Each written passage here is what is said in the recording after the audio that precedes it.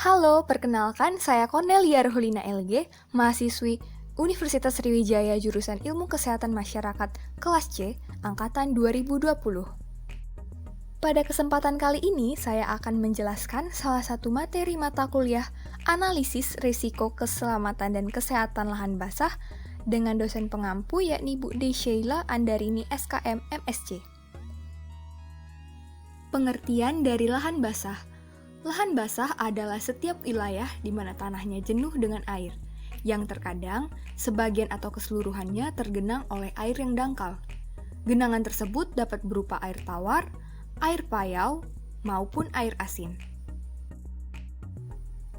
Pada umumnya, lahan basah memiliki ciri seperti tinggi muka air yang dangkal, dekat dengan permukaan tanah, memiliki jenis tumbuhan yang khas, dan kerap disebut sebagai wilayah peralihan antara daratan dan perairan. Lahan basah ini sendiri terbagi menjadi dua jenis, yakni lahan basah alami dan lahan basah buatan. Lahan basah alami meliputi rawa-rawa air tawar, hutan bakau, rawa gambut, hutan gambut, paya-paya, dan riparian atau tepian sungai.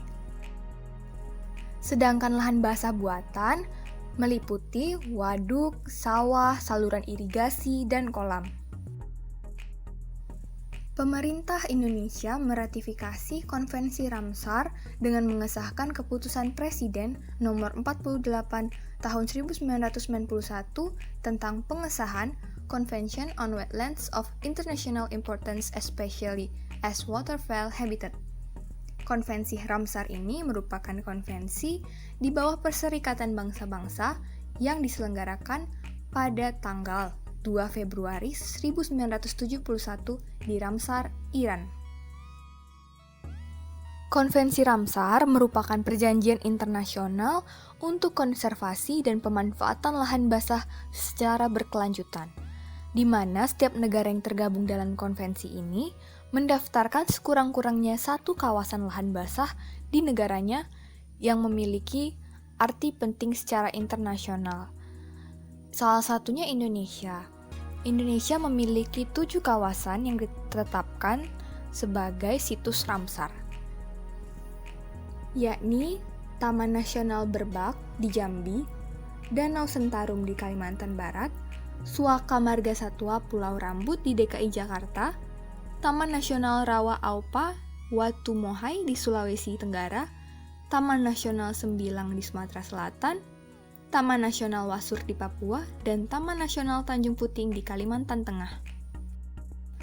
Selanjutnya mengenai risiko dan manajemen risiko.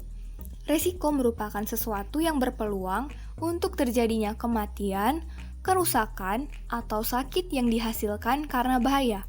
Sedangkan manajemen risiko merupakan organisasi yang dapat menerapkan metode pengendalian risiko apapun sejauh metode tersebut mampu mengidentifikasi, mengevaluasi, memilih prioritas, dan mengendalikan risiko dengan melakukan pendekatan jangka pendek dan jangka panjang. Berikut merupakan langkah-langkah dari pengelolaan risiko. Yang pertama adalah identifikasi bahaya, di mana perlu dipertimbangkan kondisi dan kejadian yang dapat menimbulkan bahaya dan jenis kecelakaan yang mungkin dapat terjadi. Yang perlu dilakukan dalam identifikasi bahaya yakni konsultasi dengan tim evakuasi, melakukan pertimbangan, melakukan safety audit, dan melakukan pengujian.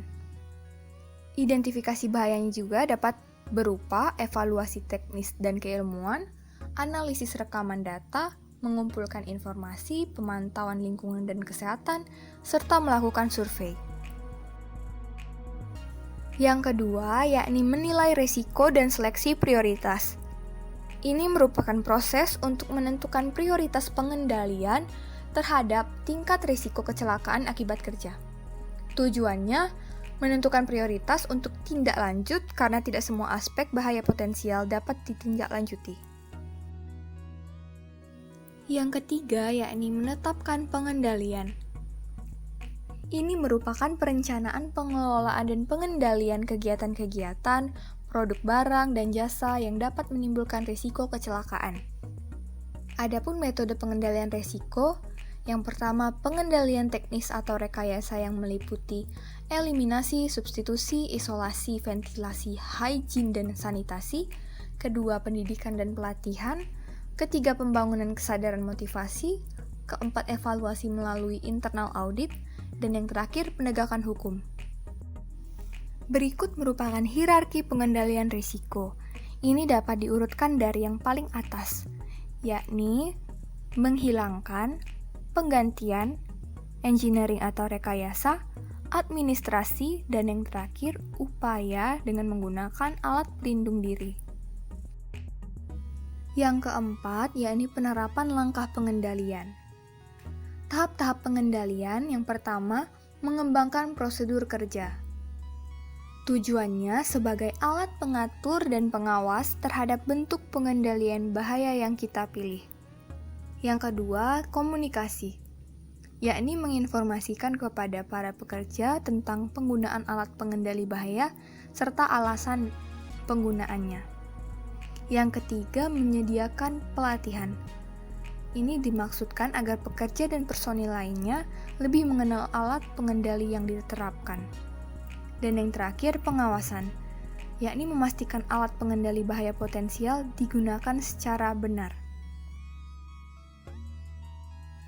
Yang kelima, monitor dan tinjauan. Monitor atau pemantauan dan tinjauan risiko merupakan langkah terakhir dalam proses dan harus dilakukan pada interval waktu sesuai dengan yang ditetapkan dalam organisasi. Untuk menentukan periode monitoring atau tinjauan risiko tersebut tergantung pada hal-hal berikut ini. Demikian penjelasan singkat dari saya. Terima kasih atas perhatian dan kesempatannya. Sampai jumpa.